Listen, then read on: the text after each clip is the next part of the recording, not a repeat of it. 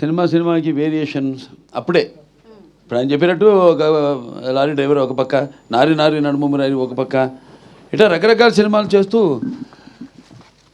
అంటే ఒక trend set చేయడం.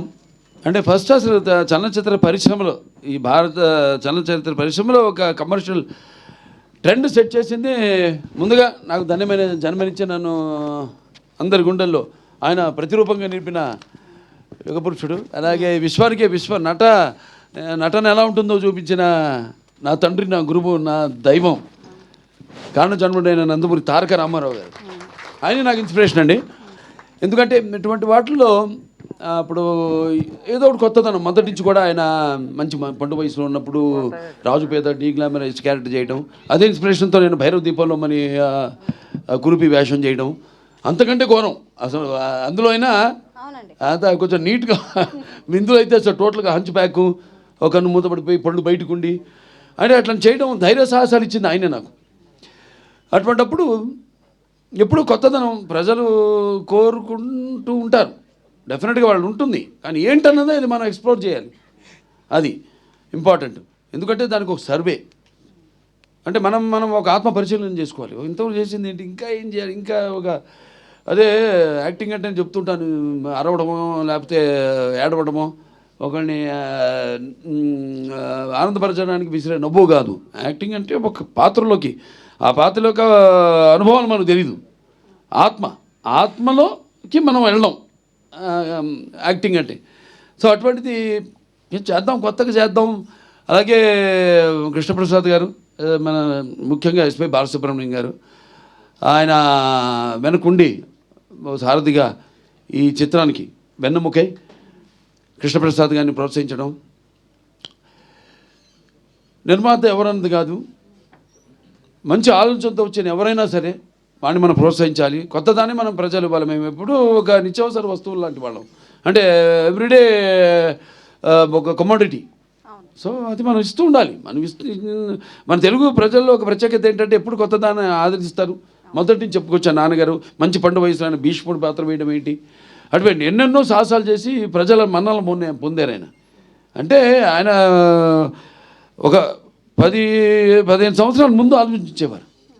ఆయన ఒక రకంగా నిర్మాతలు కూడా ఏదైనా సినిమా కూర్చో యావరేజ్గా దాటితే కూడా ఆయన చెప్పేవారు, సలహా ఇచ్చేవారు. ఏమండి ఈ నెగిటివ్ ఎప్పుడు తాకట్టు పెట్టద్దు మీరు ఎక్కడ కూడా, ఇది ఎప్పటికైనా బంగారు గుడ్లు పెట్టే బాతు, దట్ ఈస్ ఎన్టీఆర్ అనేవారు ఆయన. అంటే ఆయనకు ఒక నిర్మాత బాగుండాలి, రేపు అది ఏంటి ఎవరు నిర్మాత వచ్చినా కూడా. సో అలా ఒక మంచి సినిమా చేస్తున్నాం అన్న ఒక సంతోషం. అలాగే నాన్నగారు సినిమాలు చూస్తూ పెరిగాను. సో నా కొట్టిన పిండి ఈ పాత్రలన్నీ, శ్రీకృష్ణదేవరాయలు అయితేనేమి, నాన్నగారు చేశారు 2 సినిమాలు. ఒకటేమో నాన్నగారు మన కిరణేశ్వరరావు కలిసి తలాన రామకృష్ణ. సో అవన్నీ ఎప్పుడు అవే చూస్తుంటాను, పాత సినిమాలు. అట్లోంచి మళ్ళీ కొత్తదనం వైపు కూడా నేను కూడా 25 సంవత్సరాలు కొన్ని సాహసించి చెప్పేస్తుంటా క్యారెక్టర్. మా డైరెక్టర్లు కూడా వాళ్ళు చాలా ఇక తరతిద్దాం ముందు, ఇది లేకపోతే ఎంతో ముందుగా ఆలోచిస్తున్నారు మీరు వద్దని. సో అలా నా ఇన్స్పిరేషను, ఆ ధైర్యంతో మంచి సినిమాని మనం చేయబోతున్నాం. అంటే చాలామంది అప్పటికంటే కూడా ముందు ఆలోచించేసాం, ముందు జనరేషన్స్ని. Correct, forward thinking. ఎవరు రేపు చూస్తారు, రిలీజ్ అయితే సినిమాని ఎలా ఆదరిస్తారు. ఎందుకంటే ఇప్పుడు నేను ఒక 2 జనరేషన్స్ కనెక్ట్ అయిపోయాను నేను. అది సినిమాల ద్వారా కానివ్వండి, లేకపోతే అన్స్టాపబుల్ ప్రోగ్రామ్ ద్వారా కానివ్వండి, అలా 2 జనరేషన్స్. అంటే నా కొడుకే కాదు, నా మనవాళ్ళతో కూడా నేను కనెక్ట్ అయిపోయాను. సో వాళ్ళకి ఇది కరెక్ట్ యాప్ట్ పిక్చర్ బాలకృష్ణది ఈ సినిమా. అన్ని సినిమాలు పిల్లలు కూడా చూస్తున్నారు, డైలాగులు చెప్తున్నారు. ఏది మా డాకు మహారాజు కానివ్వండి, లేకపోతే మా నెలకొండ భగవంత్ కేసరి కానివ్వండి, లేకపోతే అఖండ కానివ్వండి, లేకపోతే వీరసింహారెడ్డి కానీ. అటువంటిది మరి మెయిన్గా ఒక సింగతి శ్రీనివాసరావు అంత ముందు చేసిన సినిమాలు, ఆయన చేసిన ఎక్స్పెరిమెంట్స్. కరెక్ట్. సో ఆ ఎక్స్పెరిమెంట్స్ నాకు ముందుగా ఆయన మీద ఒక నమ్మకం. ఇప్పుడు బాపు గారి డైరెక్షన్లో నేను శ్రీరామరాజ్యం చేసినట్టే. ఎందుకంటే బాపు గారు లేకపోతే ఆ సినిమాని చేస్తుండేవాడిని కాదు. అలాగే ఇప్పుడు సింగతి శ్రీనివాసరావు ఆయన చేసిన సినిమాలు, రకరకాల సినిమాలు, అవన్నీ నెమరేసుకుని బాగుంటుంది, వెరైటీగా ఉంటుంది, చాలా బాగుంటుందో మంచి సినిమాని మనం ఇవ్వబోతున్నాం. ఇప్పుడు అంటాను, ఇప్పుడు చాలామంది పద్మభూషణ్ వస్తే మీకు కొంచెం లేట్గా ఇచ్చారనుకుంటా అంటే కాదు కరెక్ట్ టైంకి వచ్చింది నాకంట. ఎందుకంటే మళ్ళీ ఒక మామూలు సెకండ్ ఇన్నింగ్స్ అంటూ ఉంటారు మన ఇండస్ట్రీలో, అది ఆ పదం మన వంట పట్టదు. లేదు, మనం సినిమాలు ఇచ్చాం, 3 సార్లు ఎమ్మెల్యేగా గెలిచాం, ఆ తర్వాత ఆహా అన్స్టాపబుల్ #1 ప్రోగ్రామ్గా నిలిచింది మన దేశంలోనే. మరి క్యాన్సర్ హాస్పిటల్ ద్వారా క్యాన్సర్ రోగులకు మనం సేవలు అందించడం, ఇవన్నీ కూడా చూసుకుంటే అప్పుడు నేను క్యాన్సర్ హాస్పిటల్ చైర్మన్ కాదు ఒకళ్ళు ఇదివరకు ఏదైనా ఇటువంటిది ఇచ్చుంటే సరే రేపటి అంతే. ఇప్పుడు ఇందాక అన్నారు మాటల్లో కాకతాళీయమో యాదృచ్ఛికమోనని. సో అలా సినిమా కూడా ఇప్పుడు జనరేషన్ ఇప్పుడు రేపు చూస్తారు జనం ఎలా దీనికి ఎలా అంటే అందరూ ఆల్ ఏజ్ ఒక ఏజ్ బ్యాడ్ ఇప్పుడు దేనికి, ఎందుకంటే ముఖ్యంగా ఈ సినిమాకి గుండెకాయ శ్రీకృష్ణదేవరాయలు ఆ పాత్రే మెయిన్ కాన్సెప్ట్లో ఆ పాత్రను ఎన్నుకోవడం. ఇప్పుడు చాలామంది ఈ సినిమాని అంటే ఫ్యూచరిస్టిక్, ఇది ఫస్ట్ సైన్స్ ఫిక్షన్ ఫిలిం అట్లా చాలామంది ట్రై చేశారు. హిందీలో ఒక పిక్చర్ ముహూర్తం కూడా చేశారు సినిమా, ఇటువంటి సినిమా దాన్ని షెల్ఫ్ చేసేసారు, తీయలేదు. అలా తర్వాత వచ్చిన సినిమాలు ఏవి కూడా ఇది మన సినిమా సక్సెస్ అయినట్టు ఏది సక్సెస్ కాదు సినిమా. ఎందుకంటే మనకి జనం అంటే మనకి ఈ శ్రీకృష్ణదేవరాయల పాత్రని అంత అద్భుతంగా అప్పుడు నాన్నగారు కానివ్వండి, అదే నాన్నగారే మీరు ఎంత అందంగా ఉన్నారండి, అసలు ఎంత ముద్దొచ్చేస్తున్నారు అసలు. దాంట్లో అదే తెల్ల రామకృష్ణ కానివ్వండి, వెరీ నైస్. సో భాష మెయిన్గా పిల్లలకి ఇప్పుడు తింటోంది మేకతోక ఇట్లాంటి భాష మీద కూడా ఇప్పుడు ఎలా అంటే మన భాష మీద ఇంట్రెస్ట్ పుట్టిస్తాం, కలిగిస్తాం. అంటే అట్లా అని కాదు నేను చెప్పేది. ఇప్పుడు నేను చెప్పిన సినిమాలు అన్ని డైలాగులు కూడా చిన్న పిల్లలు కూడా చెప్తున్నారు. అట్ట కాకుండా బాగా ఇంకా దానికి యాప్ట్గా అంటే నేను అనేది విజువల్స్గా ఒక కాన్సెప్ట్గా కూడా ఇప్పుడు యూత్కి అంటే ఆ తర్వాత నెక్స్ట్ జనరేషన్ ఇది మామూలుగా టీవీలో చూసిన వాళ్ళని కాకుండా, లేకపోతే ఈ ఓటీటీలో చూసిన వాళ్ళని కాకుండా, ఓటీటీ లేదు టీవీలో, అలాగే ఇప్పుడు రేపు పెద్ద సినిమా చూస్తారు April 4th ఎలా ఉంటుందో బ్రహ్మాండంగా ఉంటుంది. అండ్ ఇళయరాజా గారి సంగీతం ఇందులో, అండ్ దీంట్లో చేసిన నటీనటులు ఎంతో మంది ఉన్నారు. ఇన్ఫాక్ట్ ముంబై నుంచి అప్పట్లో అదేంటి అమరేష్ పూరి గారు, టీను ఆనంద్ గారిని తీసుకొచ్చారు. అలాగే ఏదో బాబుమోహన్ గారు ఉన్నారు దాంట్లో, ఇంకా చలపతిరావు గారు ఉన్నారు, భరణి గారు ఉన్నారు, అన్నపూర్ణమ్మ గారు, మోహిని హీరోయిన్. అప్పుడు పుస్తకం తెచ్చుకుని చదువుకుంటుండేది. ఏంటమ్మా పుస్తకం తెచ్చి చదువుకుంటున్నా అంటే ఎగ్జామ్ ఏది ఇప్పుడు 11th మెట్రిక్ అనుకుంటా, +1. అలా తరుణ్ ఉన్నారు, రాశి చిన్న పిల్లలు వాళ్ళు, చాలా మంది నటీనటులు అండ్ సంగీతం ఇళయరాజా గారు సంగీతం మాస్టర్ ఇళయరాజా గారు. అలాగే ఈ సెంచరీలు కొట్టి పిక్చర్ ట్రైలర్లు కూడా పెట్టడం ముందే అదే సార్ పాటకి మీరే నిర్వచనం. మనకి మంచి క్లాస్ సాంగ్, చాలా మంచి పాట, అన్ని అద్భుతమైన పాటలు, పద్యాలు, జానములే వీణములే జిగ్గి గారి చేత పాటించటం అప్పుడు. అలాగే అయ్యాన్ని పాత సినిమాలు ఆయన గుర్తుకొస్తూ ఉంటాయి. అంటే నాన్నగారు రాజేశ్వరరావు చేసే రామకృష్ణ అయితేనేమి, మహామంత్రి తిమ్మరసు, అవన్నీ చూస్తూ పెరిగాము. కాబట్టి నేను చెప్పిన ఒక పాత్రలోకి వెళ్ళినప్పుడు అంతే ఆ పాత్ర ఆవహిస్తుంది అంతే. అది పర్సనాలిటీలోంచి కూడా చూస్తుంటాడు తేడా. రెండింటికి కృష్ణదేవరాయలకి మామూలు కృష్ణకుమార్ పాత్రకి ఉన్న పర్సనాలిటీలో కూడా తేడా వచ్చేస్తుంది. అది ఆటోమేటిక్గా, అది నాకు తెలియదు. అది ఆ పాత్రల్లోకి వెళ్ళాకే ఆ పాత్ర మనం చేస్తుంది నన్ను అంతే. ఒక నేలకొండ బలపంత్ కేసులు అయితేనేమి, లేకపోతే ఓ డాకు మహారాజ్ అయితేనేమి. సో ఎలా ఫీల్ అవుతున్నారు సార్ ఇప్పుడు? అంటే 30 ఏళ్ల తర్వాత April 4th ఇది రిలీజ్ అవుతోంది. ఇది ప్రీ రిలీజ్ ఫంక్షన్ అంట. ప్రీ రిలీజ్ కాదు, it's not re release, it's pre release. చిరస్థాయిగా మన చలనచిత్ర పరిశ్రమలో కొన్ని సినిమాల పేర్లు చెప్పుకుంటాం మొదటి నుంచి. మాయాబజారనో, లేకపోతే మన నాన్నగారి సీతారామ కళ్యాణం, లేకపోతే శ్రీకృష్ణ పాండవ్యం, అలా కొన్ని సినిమాలు ఉన్నాయి. ఆ సినిమా కోవలో నిలిచిపోయే సినిమా ఆదిత్య 369.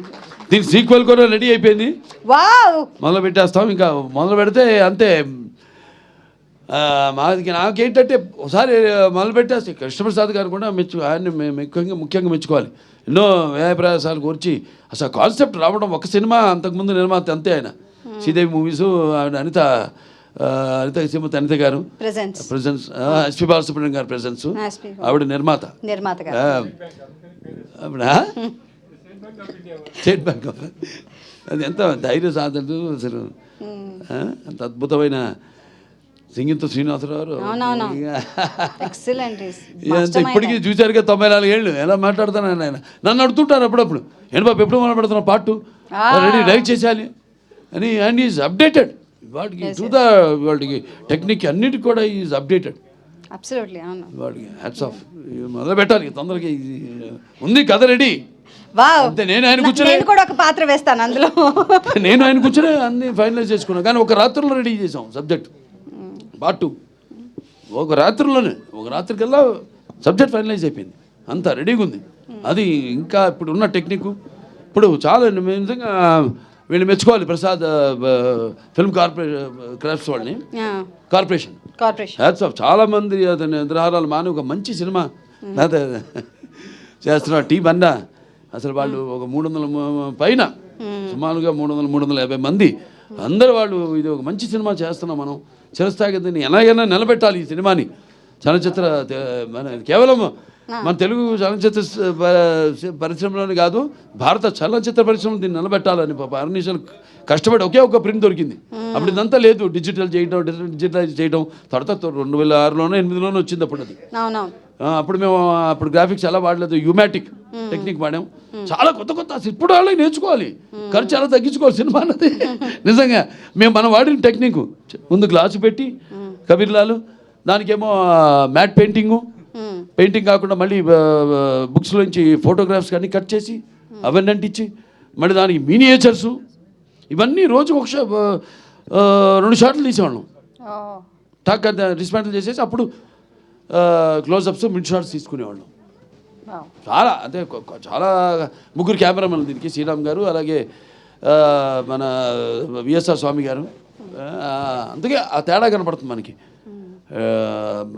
అంటే కన్వెన్షనల్ ఫోటోగ్రఫీ, దాని తర్వాత లేటెస్ట్ బౌన్స్ ఫోటోగ్రఫీ ఏదైతే శ్రీరాము, పిసి శ్రీరాము, లేకపోతే కబీర్లాల్ గారు వాడారు, అద్భుతం.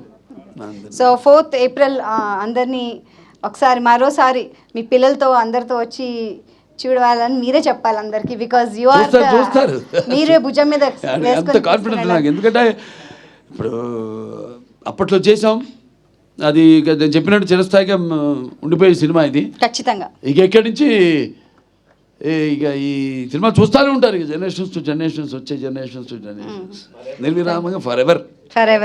అంతే చాలా ఎంతో కష్టపడ్డారు. అందరికీ నా అభినందనలు తెలియజేసుకుంటా, కృతజ్ఞతలు తెలియజేసుకుంటాను. To restore the film, restore చేయడం అనేది మేము చాలా కష్టమైన, దీంతో క్రాఫ్ట్తో కూడుకున్న. అవును, గత 3 నెలల నుంచి దానికే వర్క్ చేస్తున్నారు.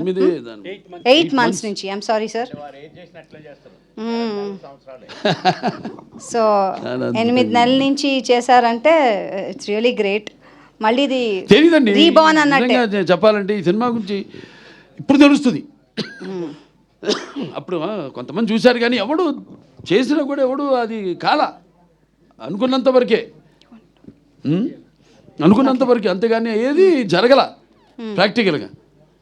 ఇక ఈ సినిమా ఇవాళ మాట్లాడుకుంటారు మొత్తం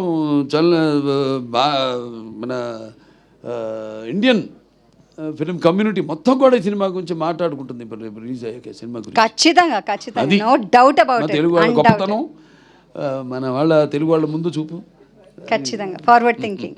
థ్యాంక్ యూ సో మచ్ అండి. ఇట్స్ ఎ ప్లెజర్ మిమ్మల్ని ఇలా కలుసుకోవడం. అందరు కూడా నా విశ్వావసు సంవత్సరం శుభాకాంక్షలు తెలియజేసుకుంటున్నాను అందరికి. Ugadi thank you so much. అంటే ఉగాది అంటే ఉరకలు వేసే ఉత్సాహం, ఉగాది అంటే ఉప్పెనల ఉప్పొంగే ఒక కవిత్వం. అలాగే అందరు కూడా భగవంతుడు అష్టైశ్వర్యాలు, సుఖ సంతోషాలు, భోగభాగ్యాలు, కీర్తి ప్రతిష్టలు, శ్రీ సంపదలు, ఆరోగ్యాలు, సంపూర్ణ ఆయుష్, నవగ్రహాల అనుకూల్యం ప్రసాదించాలని మనం ప్రార్థిస్తున్నాను. థ్యాంక్ యూ సో మచ్ అండి. అండ్ అనిల్ గారు మాట్లాడుతూ అన్నారు. అండ్ ఫస్ట్ ఆఫ్ ఆల్ నాకు ఈ వేదిక ద్వారా ఫస్ట్ కృష్ణప్రసాద్ గారిని అండ్ టీమ్ని నిజంగా సార్ ఆదిత్య 369 లాంటి ఒక క్లాసిక్ని ఖచ్చితంగా అది ఆ ప్రింట్ నుంచి డిజిటలైజ్ చేసి అది మరుగున పడిపోకుండా అంత గొప్ప చిత్రాన్ని 4K చేసి మీరు ఈరోజు ఇక్కడికి తీసుకురావడం సార్ నిజంగా అద్భుతం సార్.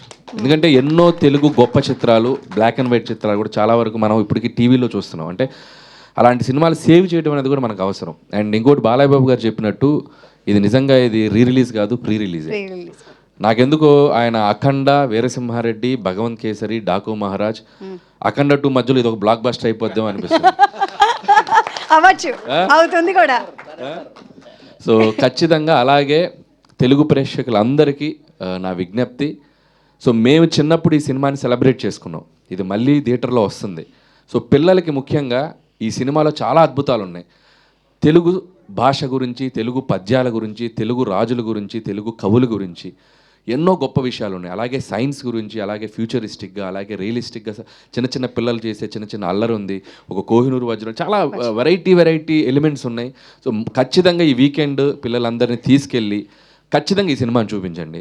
డెఫినెట్గా వాళ్ళకి ఇది ఒక చిన్న లైబ్రరీలో వాళ్ళకు ఒక పాఠం చెప్పినట్టు కూడా ఉంటుంది ఈ సినిమా. మంచి పాటలు ఉన్నాయి. అండ్ యూత్ కూడా, ఈ జనరేషన్ యూత్ కూడా డెఫినెట్గా ఈ సినిమా చూడండి. ఇళయరాజా గారు అందించిన క్లాసిక్ ట్యూన్స్ ఉన్నాయి. ఇంకా బాలయ్య బాబు గారు అయితే మీరు మెస్మరైజ్ అయిపోతారు. So don't miss this movie. నిజంగా స్క్రీన్లోకి వెళ్ళి ఈ సినిమాని మిస్ చేసుకుని సెలబ్రేట్ చేసుకోండి అందరికీ. సో రాజు సుందరం, అవును. అండ్ ఇందాక శివలింగ ప్రసాద్ గారు చెప్పినట్టు అండ్ ఇందాక శివలింగ కృష్ణప్రసాద్ గారు చెప్పినట్టు కెమెరామెన్స్ కూడా ఏదో అది యాక్సిడెంటల్గా విఎస్ఆర్ స్వామి గారు వచ్చినా బాలయ్యబాబు గారు చెప్పినట్టు ఏ ఎపిసోడ్కి తగ్గట్టు ఆ ఎపిసోడ్కి ఒక సినిమాటోగ్రఫర్ పనిచేసినట్టుంది సినిమా చూస్తే. సో పాస్ట్కి వెళ్ళేసరికి విఎస్ఆర్ స్వామి గారు, సో అప్పటి రాజుల సినిమాలు ఎలా ఉంటాయనేది. ప్రజెంట్కి వచ్చేసరికి చాలా సహజ సిద్ధంగా పిసి శ్రీరామ్ గారు, ఫ్యూచర్కి వెళ్ళేసరికి ఒక కబీర్ లాల్ లాంటి ఒక ఆయన గొప్ప టెక్నీషియన్. సో నిజంగా కుదిరిని అన్ని. సో అందుకే that it became a classic. So మేము అదృష్టవంతులా ఫీల్ అవుతున్నాం. అంటే మా జనరేషన్లో ఒక మోస్ట్ ఫార్వర్డ్ థింకింగ్తో వచ్చిన ఫిల్ము. అండ్ మా అదృష్టం అది. మేము ఎందుకంటే కమర్షియల్ ఫిల్మ్స్ ఒక హై రేంజ్లో ఉన్న టైంలో రిలీజ్ అయిన ఫిల్మ్ అది. సో అప్పుడు మేము చాలా అదృష్టంగా ఫీల్ అవుతున్నాం, మేము కానీ మా బాబీ కానీ అందరం. సో ఇప్పుడు మళ్ళీ ఈ సినిమాని ఒక రిలీజ్ చేయడం, ప్రీ రిలీజ్ లాగా వచ్చి దీంట్లో పార్టిసిపేట్ చేయడం నిజంగా థ్యాంక్స్ బాలయ్య బాబు గారు మమ్మల్ని దీంట్లో పార్టిసిపేట్ చేసినందుకు. అండ్ వన్స్ అగైన్ టీమ్ అందరికీ బెస్ట్ విషెస్ చెప్తున్నాను. థ్యాంక్ యూ సో మచ్ అండి. And it's really nice. So April 4th ఇది రిలీజ్ అవుతుంది. అందరం వెళ్దాము, థియేటర్స్లో చూద్దాం మన పిల్లలతో, మన ఫ్యామిలీతో. And please through your social media డెఫినెట్గా దీన్ని మనందరం పబ్లిష్ చేద్దాము, సో దట్ ఎక్కువ మంది వెళ్ళి ఎక్కువ ఎంజాయ్ చేస్తారు. సో April 4th మళ్ళీ థియేటర్స్లో కలుద్దాము. And thank you very much అందరికీ ఇక్కడ వచ్చినందుకు. అండ్ నేను కూడా ఇందులో భాగస్వామి అయినందుకు ధన్యవాదాలు తెలియజేస్తూ థ్యాంక్ యూ. జై హింద్.